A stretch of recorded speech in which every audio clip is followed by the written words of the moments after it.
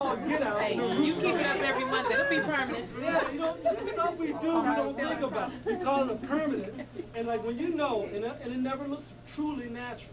Be honest, y'all know it. Maybe for a day or two, your hair kind of got that look on the box. But after that, it changed. And so that's why you can always walk, when you walk up behind somebody with processed hair, you can tell if that's natural, straight, or if it's processed, typically. So, you know what I'm saying? So, what are we doing? We're pursuing a pipe dream. Yeah. This effort, and we never get there because it's not natural, it's not good for us.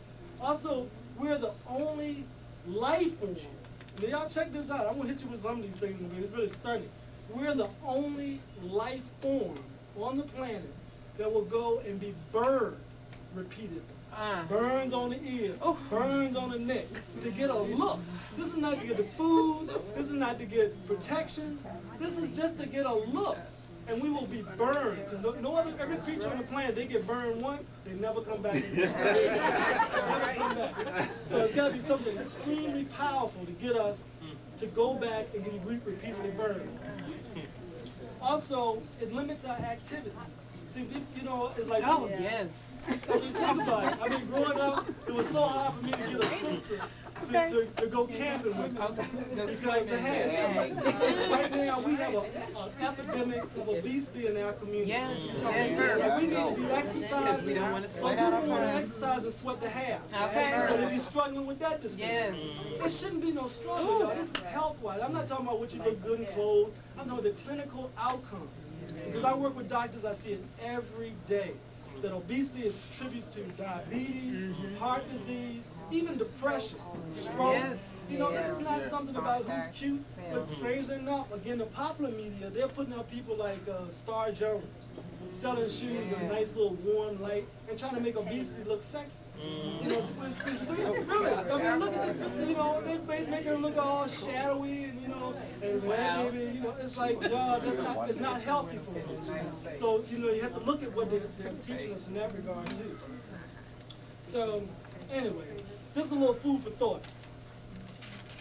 I'm getting near the end, y'all. So, reasons for having these preferences is, as I have a section in my books. They asked me this too, and this is so interesting. I got 20 questions in my book, right? And it all ends with the N word.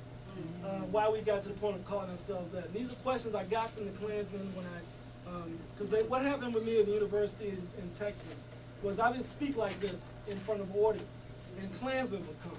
And they would videotape me. I dealt with death threats, bomb threats. They attacked my students. They poisoned my students. Ultimately, the FBI was called in because local police were infiltrated by the Klan.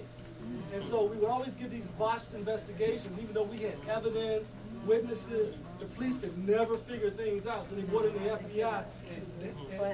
And guess what the FBI did? Was to seek us out and try to discredit us. So I begin to understand that some of what's happening with us is out of fear. And like some of us turn to white features, just like Ife was saying before, the girl said, I'm going for an interview. And see, historically, and we know this in our community, lighter skinned peoples got a little better treatment. The more white features you had, sometimes you got better treatment. And so that even trickled down to our own community. We kind of, had to, even some fraternities and sororities and stuff, got into being like color struck and all that. Y'all know what color struck is? It's some old Southern term. But that's what happened with us. And just as another little side note, don't I always wonder, this is in my book too, why in the world would the so-called intellectual elites of our community, this is people who've gone to college, and joined the fraternities and sororities, why do we call ourselves black Greeks? Think about it. We call ourselves, think about it. We call ourselves black Europeans, black white people, black Greeks, black Europeans. Why are we doing that? And especially when we deny the fact that our own ancestors began the fraternal concept in North Africa. And the Greeks and the Romans clearly documented it. So, again, back to that denial of our own in order to identify with the oppressor. And, okay, so these are the summary points, and then I'll open it up to questions. as a people, you will never reach your fullest potential doing these things, trying to be someone that you're not. You will never reach your fullest potential trying to be something you're not. We have heard this in different forms all our lives. Along that same line, you will never reach your fullest potential knowing more about someone else than you know about your own. You know, many of us. What happens? I mean, I hear it all the time. You know, you hear black people because I like to travel, and I think it's so critical for us to travel overseas because see that what we deal with here is happening all over the planet. So don't y'all think we got anyway. But so many times I hear black people say, well, you know, if I could travel overseas, where would you go? I go to England. You know, I mean, nothing wrong with that, but to have that as your priority and have not even the least desire to even know about it, because we've lost the appetite for what is ours, because we've been taught that there's nothing there of value. And you would not have respect when you take your resources out of your community and give them to somebody else. And that's what we do. Like I said, we now pay white people, because white people have bought all the black products pretty much. White companies own that name. So we are paying white people to look like white people. You know, taking money out of our community. Strange twist of history. And think of the communities that we do respect. The Jews, the Indians from India, different ethnic groups of Asians who come here.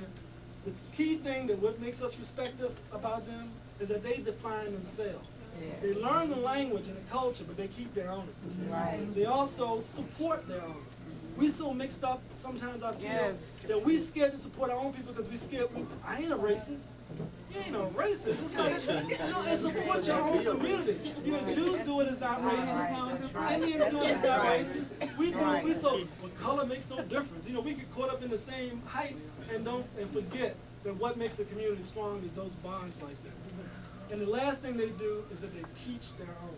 We have to do it. We got to take it out. We can't rely on the school system to do most of our teaching. We can't definitely rely on television to teach us. And so that's why those are the three things that we really have to keep dear in our focus. So that's my time.